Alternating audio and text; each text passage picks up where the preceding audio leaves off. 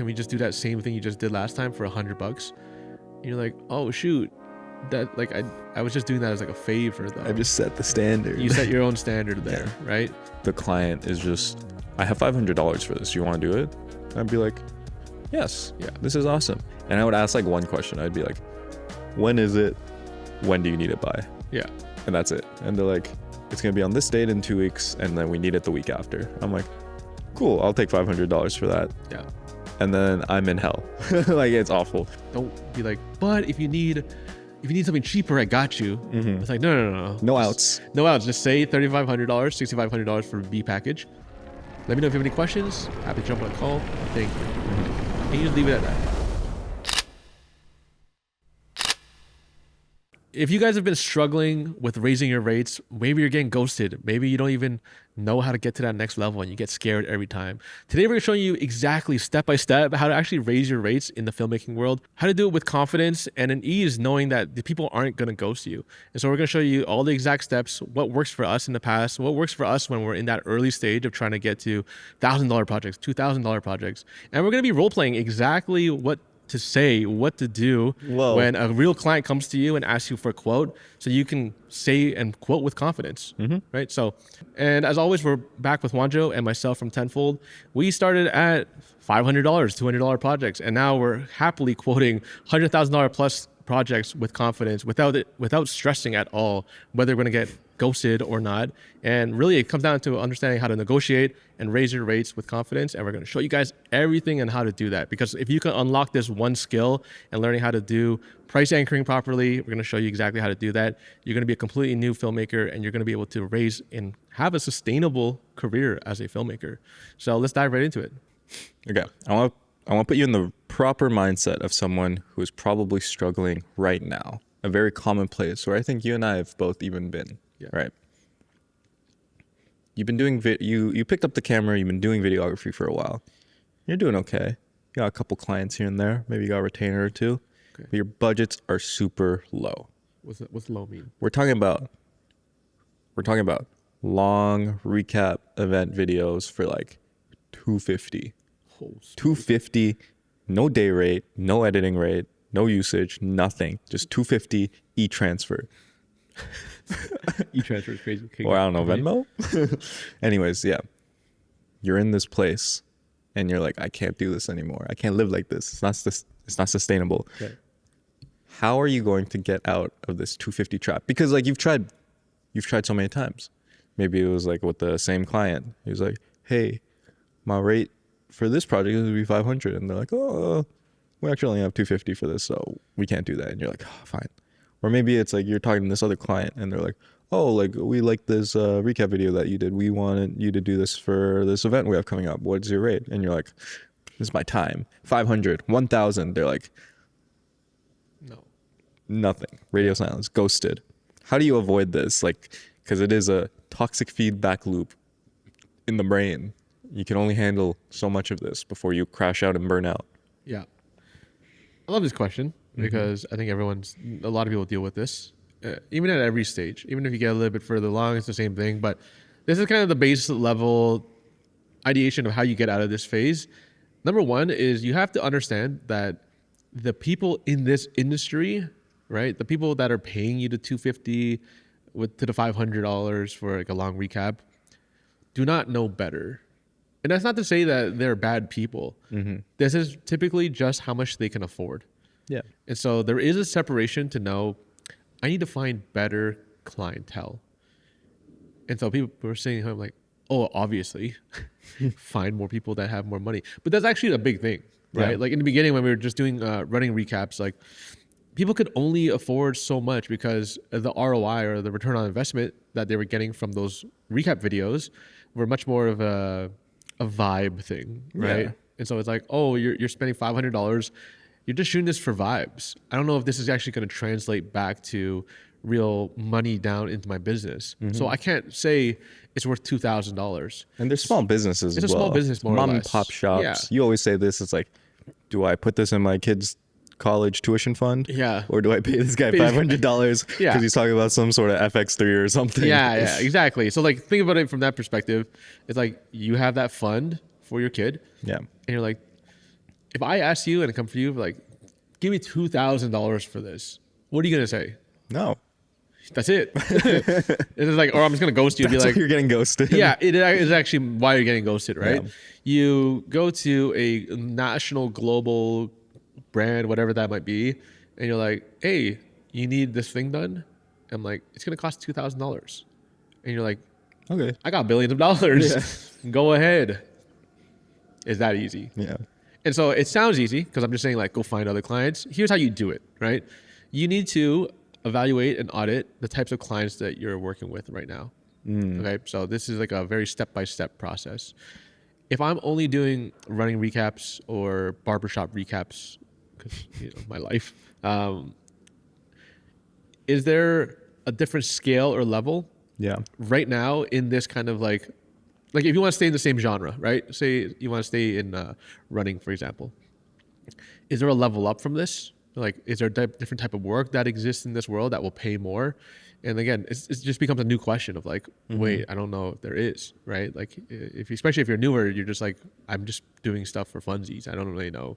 I don't know what industry exists out there. So it becomes up to you to start researching what type of other work exists in that running space. So there might be, brand campaigns and launches. Maybe it's different types of social content that is elevated. So maybe you're taking a brand like, say, Saucony, for example, and they're doing more storytelling pieces with people, right? Yep. You bring like a Saucony ambassador, and then you are combining the two worlds now. So instead of doing a recap, because recaps are capped, they're capped at certain price points. Yes. That you're not.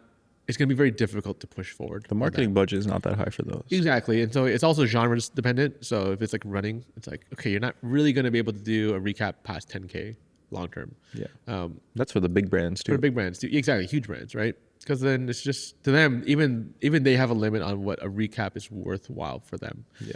If you look at, again, a foundation or a larger national brand and you're doing a recap for them, it could go into the 20 and 30K because the money is less, is seen as less of a barrier for those brands. Yeah. They just need someone that can execute at a high level. And if the job's done, the job's done. That's really what they're going after, right? But say you're just sticking in this running world. We'll do another example after as well because it's kind of fun. When we were stuck at that recap world, I'm like, okay, I kind of want to stay in this lane. Yeah. But immediately when we landed this this is one of my earlier big jobs for like $750. It was a storytelling piece on one of my friends, Quentin, and like one of the initiatives that he was doing. And so it was Lululemon, the brand, that was paying, but it was for a story within their ecosystem. And I had a chance to actually shoot that. Mm-hmm. And so you're like, wait, that is another opportunity now, but in the same genre. How do I get there? Spec work, passion projects to just show that you're capable of that, but also being able and comfortable to pitch ideas. Yeah. Right. So this is something that we haven't talked about much, actually. It's the much more offensive approach to things. Is if you have a really good idea in your head, and you have rapport or relationships that already exist. Say you're doing this recap thing, right? You've probably done this before too. So this recap thing, you're like, oh, they're only going to max me out at $500. I'm getting kind of tired because I can only do so many of these, and there's only so many events that you can do recaps for. I have this relationship and rapport that's already built. Hey, brand, can we go talk and like have a conversation? It's like, hey, I would love to like find other opportunities and ways to create work together, right? And this is what you do when you're like first starting out. You build a base level relationship. You do stuff for free. You do stuff for cheap, and then you do stuff for a little bit more. And you do that through pitching, right? And so if there's an idea that can, right, it becomes a little bit more like strategy based. And so you start thinking about, okay, recaps don't have much value for you. What is valuable for this brand and business? So maybe for them, it's like, hey, we actually need to get more sales in for a certain brand or company. And then if we can do that, they'll give us money to fund this marketing campaign. And so you start thinking about, how do I start blending this world of the stuff that I do as video is actually a marketing tool, right? It's an asset for them to use to get more money into their business. So whether that's content, whether that is creating stuff for ads, this is that early stage. This is how you make money. This is the base level of how you make money in that space, right? Hey everyone, just want to take a quick break from the podcast to talk about the Spec Playbook, which is our free 21-day email course where we walk you through for 21 days how to actually land 10K plus projects. So if you've been interested in learning the skills, the thought processes, and also the frameworks that we use to get and land those projects, especially when we were first starting, so check it out in the description below and let's get back to the conversation.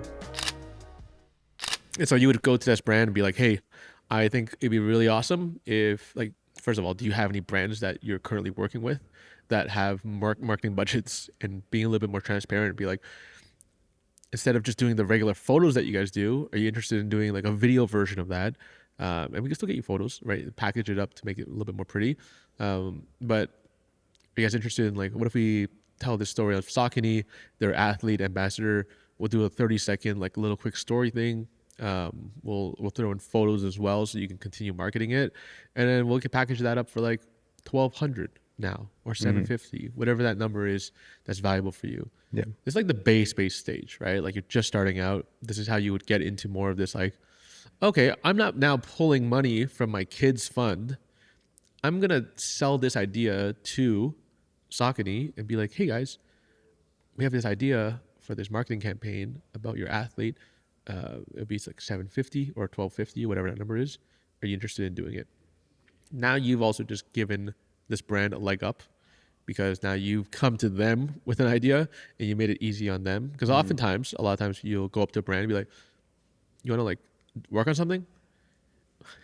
You're just giving them more work to do. yeah, Right? They're like, oh, now I got to think of an idea. It's like, no. Come to people with a pre-existing idea that makes sense, that is something you've thought through, that you found references for. Being proactive, extremely proactive, because you have to be the person selling these things. You can't just hope and have and assume someone is a mind reader and they know that you want to make a campaign for some reason. It's like, no, let me make it very clear that I have an idea that I think would be very beneficial for both you and the brand, and obviously myself. And you're not pulling from your own marketing budget anymore. Now you get to pull from someone else. So it's a win-win-win. You get to make more money in your brand because now we're doing this whole thing. This huge brand, you're leveraging their money now to create something that wins for everyone. yeah, And so that's the ultimate place to start, right? I think getting very comfortable with that. yeah. I think it's very important here, though, because you are jumping from a certain level that you were capped at to a new level. It's very important to not get price anchored, which is something that you say a lot of. Yeah. So tell me more about how to avoid this, and maybe even what this concept is for people who aren't familiar. Yeah. Price anchoring is throwing a number out that sets the foundation very high, so then you can actually land at the number that you're trying to get to. And so let me use this as an example. In the beginning, most of us, when we are pitching numbers, we get a little scared, right? Because this is money, and then money instantly changes the dynamic of a relationship. And so oftentimes when we're not super business savvy, or you're really a creative and you're like, oh, now I got to talk about numbers. Super common, right? Going from a hobby to a professional, now you're like, I guess I'll just do this for 250, and then they come back with, I only got like 150 or 100, and you're like, done deal, Easy. happy. But then now the next time you come back, you're like, can we just do that same thing you just did last time for $100? And you're like, oh shoot, that, like, I was just doing that as like a favor though. I just set the standard. You set your own standard there, right?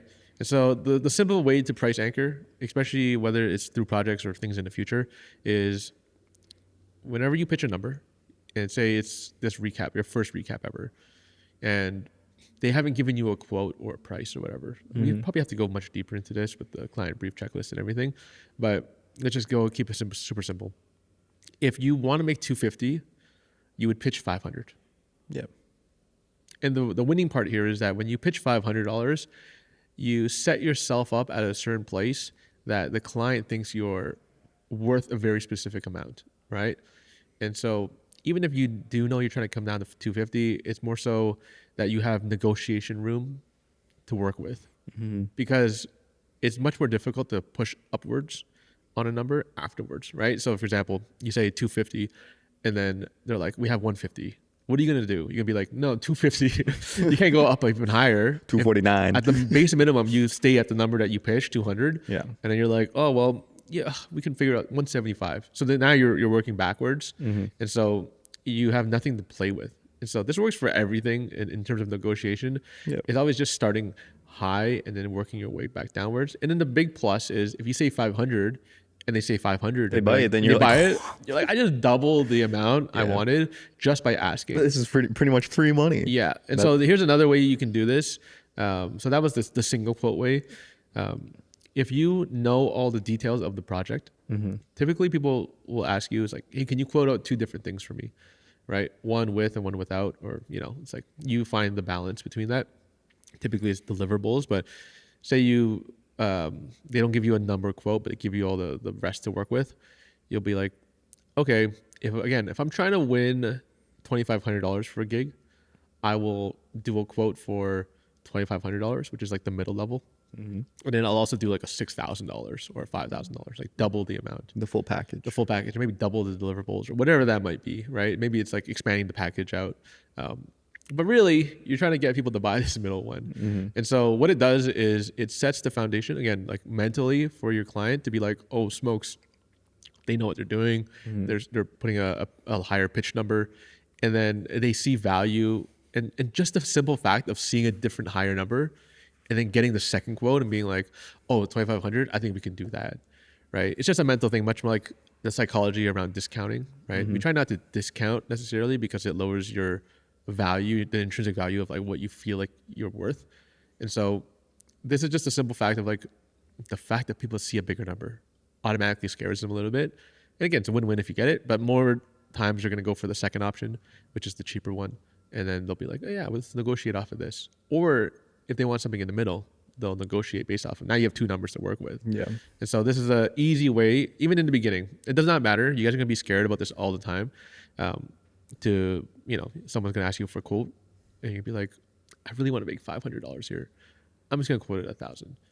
And then it gives you room. It gives you the leverage back to be like, yeah, I am worth 1,000 because you are worth 1,000. You're worth everything under like $25,000 is a low rate. And that might sound crazy to all of us, but really it's depending on what the scale of the project is. It's your time, it's your value, it's what you offer for them. Yeah. And so really, I'd always rather you push high, get really, really comfortable. I'm talking about like every single project you quote ever should always start higher than what you're trying to land at. Yeah. Price anchor that in your Price brains. anchor it. This is the most important skill to have to make money because you cannot be sustainable in your filmmaking career if you're only making your labor rate every single time. Yeah.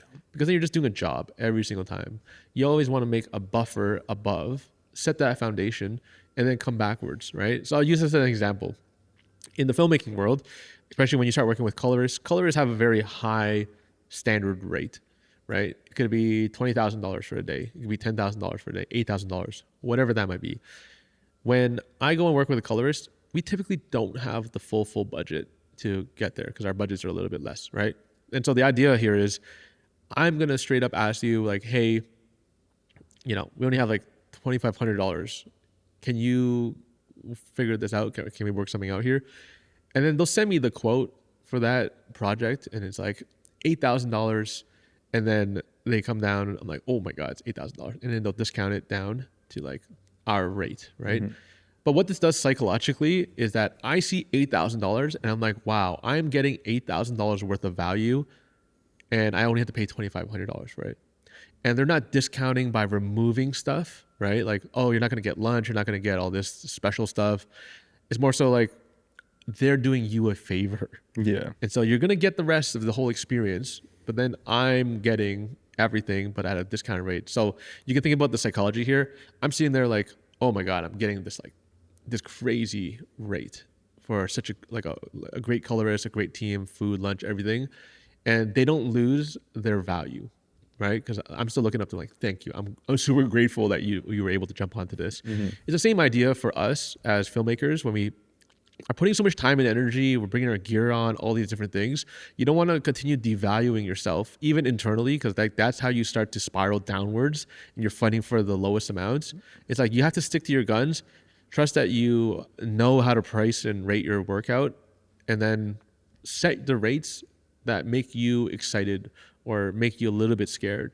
So whatever your next project rate that is coming out, double it. Or if that really scares you, put like an extra 300, 500, whatever that is.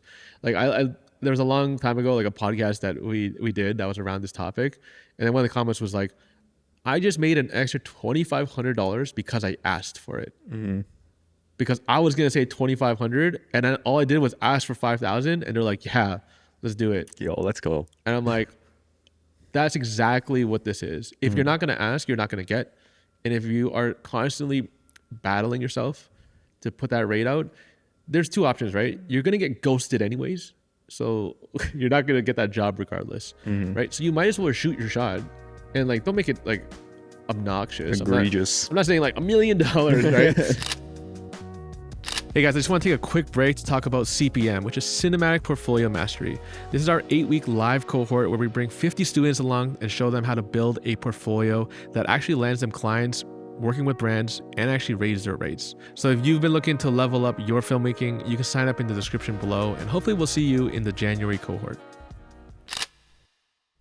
We have to go back to our client brief checklist, know exactly what they're going for and looking for in their project scope, and then you do the math and figure this stuff out, right? We have like a quoting template if you guys want to use that, where you actually look at what the project entails, price it out exactly of what the cost would be, like full rates, right? Like your director, you know, based on the scale of the project, it's like it's like an interview project, right? Yeah. It's like one day you might need an extra person to shoot. You might need a sound person maybe, and then you might need some lights and whatever. So maybe like a gaffer combo, right? Gaffer grip combo. Maybe all in, it's like $5,000 cost-wise expenses. Like you want to make $2,500, you pay the shooter, the grip gaff, and then rental. Say it comes up to $5,000 on expenses, right? If you have gone through the entire brief checklist, you know exactly what they want, deliverables, timelines, reference, like, oh, it's pretty simple. I know exactly what this is. At the bare minimum, you just shoot for $10,000. Yeah. Right? You put everyone's full rates in there. You quote it all out. Don't be scared of the number. It's going to be scary regardless. But if you actually want to make rates and not diminish the work that you're putting in and being able to pay your actual the crew and cast and be able to eat lunch and all that stuff, like the money needs to come out from somewhere. You're not doing this stuff just because I really want $5,000. That's what I want. It's like, no, doing numbers and quoting should be very emotionless, right? You have hard costs that need to be covered, and if you're not, it's coming out of your pocket. And so that's what we used to do in the past, where we would just quote based off of an emotional state of like, I just want this much, and then once you do all the numbers, you're like, wait, I just spent $200 on lunch. I got to travel here. Yeah. I got to pay for people, the rentals, and like I didn't build any of this in. And suddenly I'm paying to do this this recap. I'm not making $5 an hour. Exactly, and it's like that's the thing of like when you come at it from an emotional basis and you don't charge enough because you're just battling yourself, you suddenly are just diminishing all of your potential costs and rates. And then you're like, wait, this is not a sustainable business. Yeah. You might be bringing in 30K, but then you're spending 30K or more, and you're like negative for the year. You're like, this is the number one burnout section, because you're like, wait, is this even a career? This is a very expensive hobby that you're doing for other people. Yeah. And so again, this is the importance of the simple fact. Whenever you guys are going into your next project, get the full scope, get very comfortable with like what you're doing, first of all, and then base it on the work that actually needs to be done. So like, I actually need someone to help me here. Yeah. Don't build it for yourself. Like, imagine you were paying a full crew or whatever that team is. Maybe it's small, nimble for you, but you need to account for, hey, if I had the budget, I would bring this person on. Yeah. Like, even if it's imaginary, you know? I think this is a trap that I fell into so often when I was first starting out. Like, oftentimes it would just be like, the client is just, I have $500 for this. You want to do it? I'd be like, yes, this is awesome. And I would ask like one question. I'd be like, when is it? When do you need it by? Yeah. And that's it. And they're like, it's going to be on this date in 2 weeks, and then we need it the week after. I'm like, cool, I'll take $500 for that. Yeah. And then I'm in hell. Like, it's awful. And I never asked like the right questions. And sometimes like things like scope creep would come in where I assume that we agree on one thing, but they're like, oh, could you also do it in this different aspect ratio? And then maybe 2 other different aspect ratios. And can you do maybe like a shorter cut? And just stuff like that. And then you're just like, yeah, sure. I'm like, yeah, I guess so. But I never used to ask the right questions. So what are like the most important things to ask? Just Well, quick fire. let's role play this then. Okay, go on. You be the client, and Okay. I'll walk you through the entire process. Okay. So yeah, I'm sending you an email. I'm like, hey, we are a small, I don't know. We are a small golf fire. What is it? A firing range? Driving range. Driving range. Oh my God. Firing range is crazy. We're a small driving range local to Toronto. Yeah. Right. And then we want a little commercial out of it. How much do you guys charge? I love it. That's a it. classic message. Okay, cool. First thing you ask is, hey, what is this for? Right? Just to get a better idea and scope of, what is the purpose of what you're doing, right? Yeah. Is it about awareness? Or are you trying to get more people to show up and buy from you guys? Like, so it's a little bit more ROI based, right? Return on investment. Secondly, it's like, what's the timeline, deliverable dates? What are the deliverables at all, right? Like, are you looking for a cut down? Are you looking for 1 30-second, 1 minute? And then from that part, it's like, what references do you have? Like, do you have anything that you've seen before that you're working off of, right? That you kind of want this like feeling or energy, like anything helps. Like, it'd be better to have something here. And then it's like, is it just going on socials? Is it just for the website? Like, where are the places you're going to actually deliver this? So we can have a better idea of like better optimizing for you. Yeah. Right. And then last is like, again, usage rights, all that stuff. But ultimately, like, that's kind of the core questions you need to ask. Because once you have all those, you have a pretty good basis. Yeah. So, how would you respond to my initial message? yeah. So it'd be like, hey, thanks for reaching out. Really appreciate you guys checking us out. Just want to have a few more questions for you to give, so we can give you a better quote and a better understanding of what you're looking for. And then I would ask those exact questions of like, so what are you guys trying to create here? What's the purpose of it? What is your goal? What is your goal here? What is your timeline, deliverables, and then like, is there additional cuts that you guys need? Based off of stuff that exists in the past, do you have references that you can send us for us to see like what you guys are trying to be like, what you're trying to create? And then from there, it's like, is this only living on socials? Is this living on billboard? Like, what is the purpose of this? Or is it going on your website? Like, you just want to get a better sense of how you're going to utilize this video. And the last question is your working budget. So like, just asking like, hey, do you have a working budget right now that you're working with? Okay, so you get an email back and it's, hey, great questions. Thank you for asking. They just opened this range, right? Okay. It's kind of almost like a launch video. Cool. Right. So that's the first question. It's a launch video. They want to bring awareness to it. They want to get people, they want people to know that we just opened. Yeah. Come by. What was the second question? It's like timeline, deliverables. Timeline, yeah, okay. So they're like, we're going to be fully open in 1 month's time. Like, it's going to be open to the public. So anytime during a month. Yeah, you guys can come by and shoot. And ideally, we would like to get it out before a week before we open. So 3 weeks. What's the next question? Sorry, I forgot. Deliverables. Okay. For deliverables, we want a 60-second cut and a shorter 15-second cut. We would like both of those to be socials aspect ratio and also 16:9, 9:16, both. So yeah, like four total deliverables, and then it's gonna live on our social media. It's gonna be on our website, and we're gonna use it for like meta ads and like YouTube ads and stuff like that. And the last thing for the working budget, we don't really know yet. We're kind of new to this.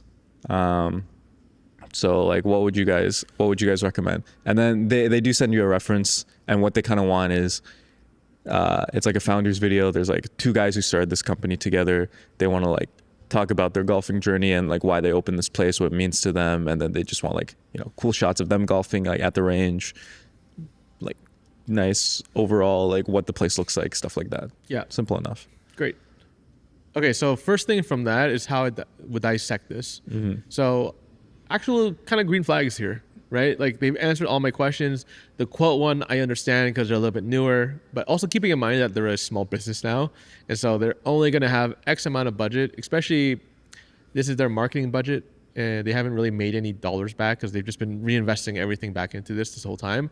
And so it's keeping in mind like what that entails, right? So let's just go from the top level. they know what they're trying to get to. It's like an awareness slash like conversion. So just trying to make things fun, interesting. And so this is how I would think about it. It's like, cool. I would look at the video and the reference is like just a standard VBC or video business card type thing where it's like who they are, but also just making it fun and interesting and keeping it a little bit more tight so people will actually watch it.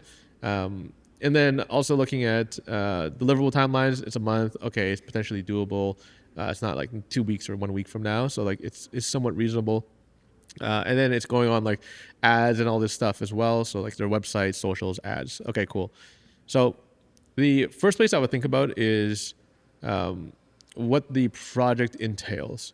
So like almost what are my ideas right now that is going to work best for them. So if it's like an interview style thing, to me, the best place for them to, this is where you have to be a little bit more of like a strategy focused person because it's like a small business. Is you focus more on strategy versus selling on like the grandness of everything. It's like, I'm going to think about how are you going to make the most out of this as a business owner? And so for you, it might be, okay, we're going to do a landing page, right? You had some ideas on deliverables, but I think the best deliverables might be because I'm the expert, right? I've done this before. You got to think a little bit ahead. It's like if you're trying to do meta ads, we should do things that are a little bit tighter, a little bit more like concise and have purpose to it, because ads are meant to be almost like a direct call out to get people to come here. You don't want just like fluffy vibes and whatever, and then there's no CTA or no click call to action. Yeah. So you really want to start focusing on, okay, so it makes sense to have something for your website and a launch of it. And then also some maybe cut downs to build up to the launch. So you have content leading up to it. Like a whole rollout plan. Whole rollout strategy, sure. As well as, let's just shoot some specific ads. We're already there. We have like the cameras there and the team there, and then photos as well, right? And so like, specifically for like small businesses, they're always going to prefer an entire package rollout versus a singular asset that they can't use elsewhere, right? A lot of times new business owners, especially when they're just launching, it's like they don't really have they're so in their world that they're dealing with that stuff that oftentimes, even though they're not asking for it, they are asking for your expertise, right? And so you can become much more of a partner and a collaborator to tell them, hey, I think this is actually the best way we can do this based on the experience that we are bringing from our other work. And even if you don't have other work, you pretty much have like a good sense and a feel of like, yeah, it'd probably make more sense to, instead of one great video, you can have one great video, but cut it down to other great pieces that they can utilize. Yeah. And so for a company like this, if they only have limited funds because they're a small business, hey, are you interested in like, not even interested, but like you could start pitching the main video. Hey, we'll cut this down. We'll edit all these extra pieces for you so you can roll that out. And then even we'll just bring a photographer on as well, give you some like a photo package as well, combo this whole thing. And so right there, you come in as like a leverage point to provide probably a secondary quote there, right? And so now you can start quoting out like a full package and be like, being a little bit proactive on your sales process and being like, hey, here's what a full package would look like. Quote it out almost like fully, right? Like I know a lot of us are going to be I'm trying to go back to that mindset of like being uncomfortable charging a full rate because you're like, well, no one's going to pay me $2,000 as a director. But truthfully, that could be a great starting point for you. Like if you've only been doing $500 as a director, this project, double that number, right? It's like, let me put $1,000 as a director, photographer, call a photographer up, right? Be like, how much do you typically charge for this project? And it'll be like, oh, like $1,500 for the day rate or whatever. And you're like, cool, okay, I'm gonna put $1,500 as the photographer because I'm not gonna want to do it myself, right? Even in that case, if they're putting $1,500 as a photographer, you might as well put like $1,500 out as a director too, right? And then DP, like maybe it's your first time working with DP, or like another camera operator, right? For me, that was Justin. I'm like, okay, cool, Justin, what do you want to make on this? Like $750? Cool. It's like, okay, let's just put like $1,250, whatever, and then consider your gear, consider all this stuff that's going to be required to actually shoot this. A lot of people don't even put in their gear rates, right? Because they're like, well, I already own the gear, so why would I bill for it?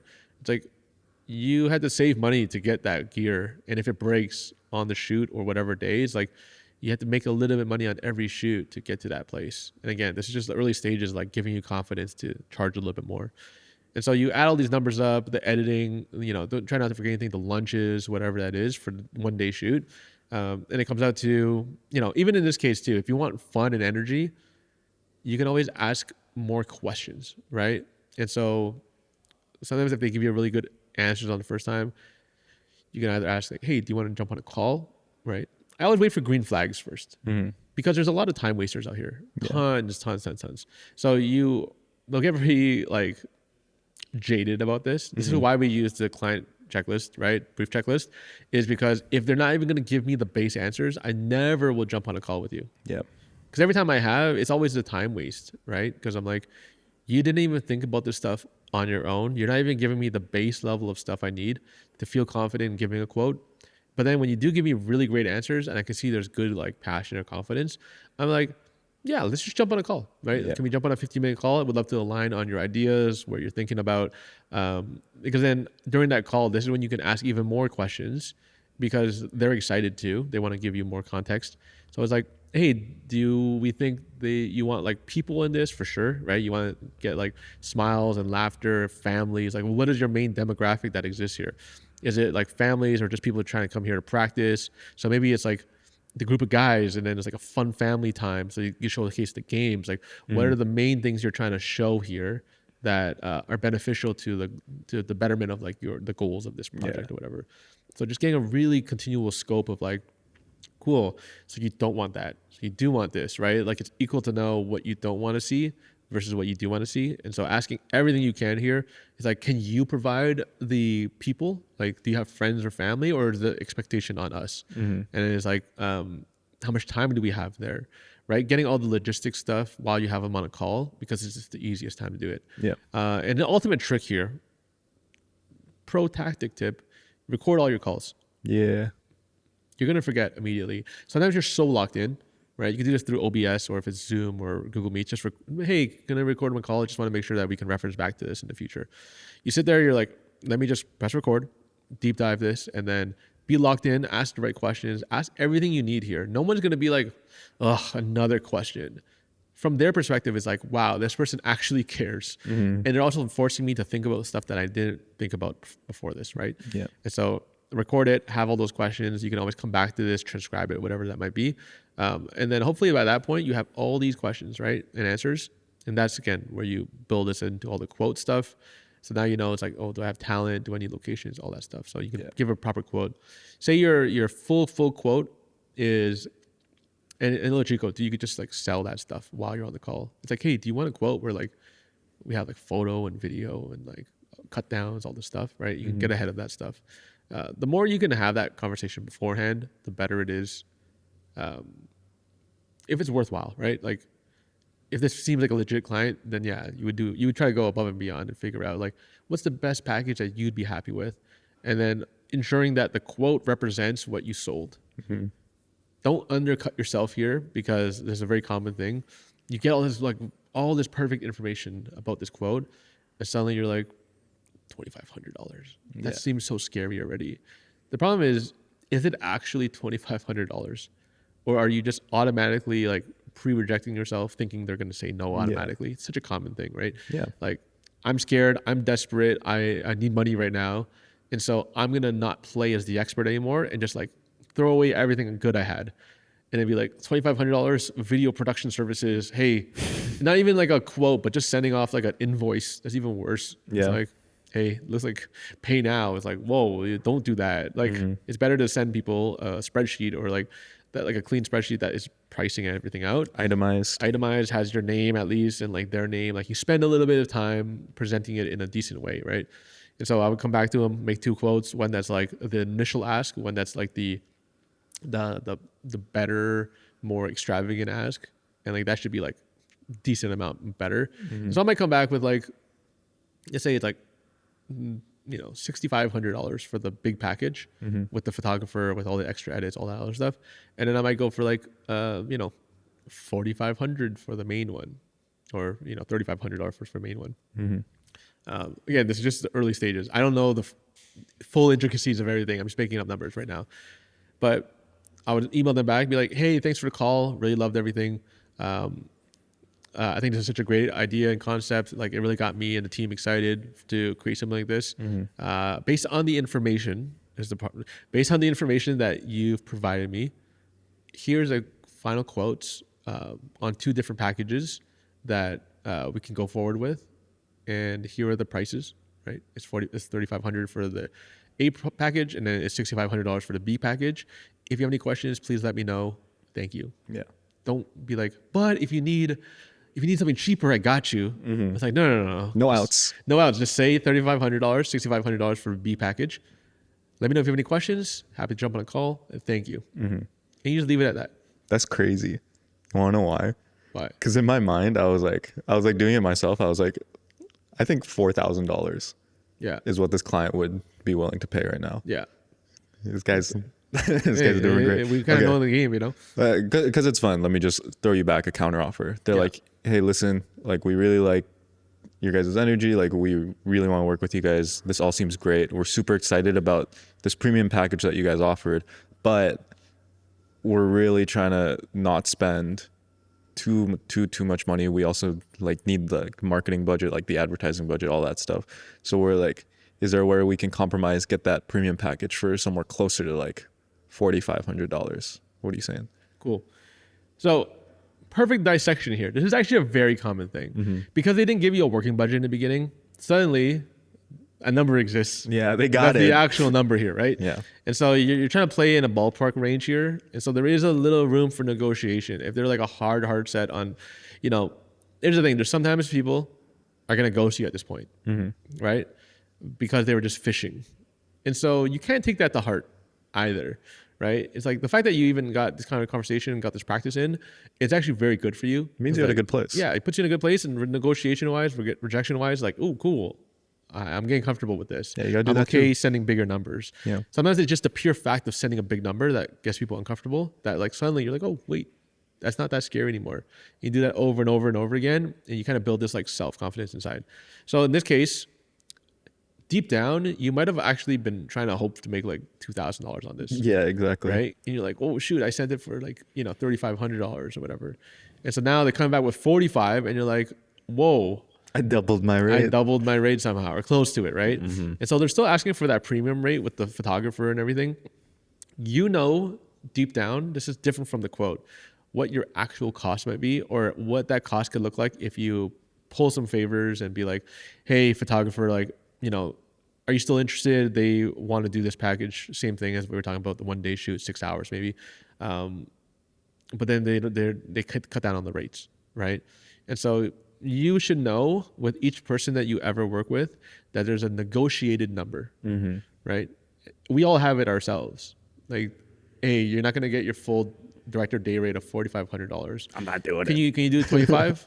You're like, fine. It's like, yeah, everyone's got a number. I'll take $2,500. Right? But it's not up to you. It's up to them. It's like, so it's like, don't pre-reject the photographer and be like, hey, they're going to shut it down. But like, they would have done it for 600 too. Yeah, they also were trying to double their rates. Yeah, they're also trying to double their rate too. So it's like, hey, are you cool with this for 650? And that's just a communication thing, right? Yeah. And they're like, yeah, I can do it for 650. Sure, why not? It sounds pretty easy. Cool. Now you can actually start to do numbers based on like, it's more of like a favor rate. It's my whole point of everything under 25K is pretty much a favor rate, right? Yeah. It's like, it's hard to make money at scale when people aren't paying the full rates, mainly because you're not at that clientele level yet, which is totally fine, right? But this is how you start to maximize your rates as a entry-level videographer or someone that's in the business. It's being very smart and efficient with the budget that you're given. How can you still get that larger execution range, but with a more tight budget that you're dealing with? And so in this case, it's perfect because you're like, hey, it's just because the photographers, and this is like a pro tip for everyone, just because you get a lesser rate, it does not mean you do lesser on the job. Like, you don't suddenly do, it's half my rate, I'm giving you half my energy. Yeah. Like, that's crazy, right? So it's like, okay, if someone agrees, and this could be both you or the photographer, whatever it is, if you agree to do something, you have to execute it at the level that you said you were going to do it at. And so the photographer says yes. You got to just expect that the photographer is still going to bring their A game the whole time. Yep. Same for you too. You can't just drop that level, right? And so, photographers take a little bit less. The the gaffer grip The takes grapper. the grapper ring gets a little bit less as well, Yeah. and it's like you're gonna take a little bit less too, unfortunately, right? Like that's part of the game of like, Yeah. here's my full rate, but you know, at least it's still higher overall. I get all the patch, like everything done, and you're trying to just maximize your profit range here. And the cool thing too is a lot of people think it's not worthwhile to take certain projects. But the thing is, you're starting relationships, you're building relationships, you're trying to show up. It's still above the budget that you were trying to get at. Because maybe back in the past, you would say like doing this for $800, but now you're at 45 because you asked the right questions and you threw a bigger number out, and suddenly you're like, oh my god, I have double the amount to work with, or it could be double how much I am taking home. Yeah. And so you have much more stuff to play with. And so ultimately, the way we maximize our budget and the way we scale our actual business is leveraging resources. Yeah. Money is just a singular resource here, but people don't realize that people are a huge resource, right? People, their skills, their experience, all huge resources. Secondarily, like they have their own gear, they have their own stuff. So you're finding people that like, I don't have to, if I bring on this photographer, I'm hoping they already have their own photo gear, they have their own people, they have their own like, you know, experience and things that they're bringing. So then I don't have to pay for an extra camera. I'm not, just because I sold a camera package like project, I don't have to go buy a camera just to go shoot it. It's like, let me find the person that is the best person for this project, and they have their own stuff. And so you're leveraging both the person and the gear that they're bringing. Yeah. And you don't have to pay as much. Not to say that we're trying to undercut everyone, but when your budget's already this tight, it's just a matter of like, who's the right person. There's always going to be the right person, or the person that's going to want to do this job for you and with you. And then the best you can do is like, how do I make this experience good for everyone regardless, right? At the end of the day, whatever number you come back to me with, like the $4,500 number, if I decide I'm going to do it, that's my decision. Once I stamp it in, once I sign the contract, whatever that is, whatever happens, I gotta finish the project. Yeah. You know what I mean? So it's one of these things where I see it happen all the time. People sign the contract and they're like, oh man, what did I sign up for? It's like, this is why you need to have all the information in the beginning, so then you can make the conscious decision on the yes or no that makes best sense for it. And so let's just go back a little bit more. You asked me for like, hey, can I get the premium package for this? It's up to you whether or not you have margins in the back end. Margins just being like, after all my expenses, do I still make money from this project? And how much time is this going to take, right? Okay, maybe a week and a half of pre-production, one shoot day, some editing in there. If I'm very strategic with like, maybe the shooter that I bring on is also an editor. And then because I can only pay like $500 for that role, you can also ask them, be like, hey, are you down to shoot this for like 400? Maybe can you edit this for 200? Should be pretty fast, or whatever that is. And you just ask that question. They're like, no, like I can't do it for less than 750. And so all your stuff just becomes like a continuity of like, ask the right questions. Do I have enough budget? Or can I shift stuff around? Because that person is going to make your life a lot easier too. Yeah. Right? They shoot for you. They bring their own gear. You don't have to bring on extra cameras and stuff like that. Your energy is also very valuable. Energy's back. You don't have to edit it, and they're down to edit it because they're like, easy. I'll take the extra money. Yeah. And so a lot of people, especially as you're starting to scale up and grow your business, you have to manage your time more than you manage your money, but also manage your money too. But my point being like, how do you open yourself up to be able to sell more projects because you have more bandwidth, right? If you hate editing, get that off your plate immediately. It's probably the number one thing you have to fix faster than anything. Because people get stuck behind an edit for a week and a half, and you're drained at the end. Another week is gone because you have to reset your life. And then you're like, well, that's 2 weeks and I have no idea what's going on anymore. And now you're kicked out of that cycle of like momentum. And you're like, well, now what? Yeah. Because you just wanted to edit it and you could have passed it off for $200 or $500, whatever that number is. Again, my whole point is like, you have to look at this very holistically. $4,500. Okay, I might lose a little bit money on the margins end, but can I get a photographer that's a little bit more reasonable? Same photographer, like ask those questions, the full crew, maybe it's only going to cost me all in, like, let's say $1,600. So you still have like a decent amount of buffer in between. And so this is how you start to make more doing the same work. right? And this is how you start to build relationships. This is how you start to, people are like, oh, but I gotta pay them more and more and more. The problem is like business is about cash flow. And so if you're not making any margins on this, you're doing free work. And so other people are getting paid and making money. You're doing all the upfront work of selling and managing a client and account management all the way to the end. And if you're not making any money on that, you're not running a business. You're literally just doing free work. Yeah. And you're just hiring other people to make money. And so you have to always look at before you say yes, is this worthwhile for me? Can I make this as simple as possible for my life? What does it require? Who are the people that are going to make my life easier? And then is it worth my time?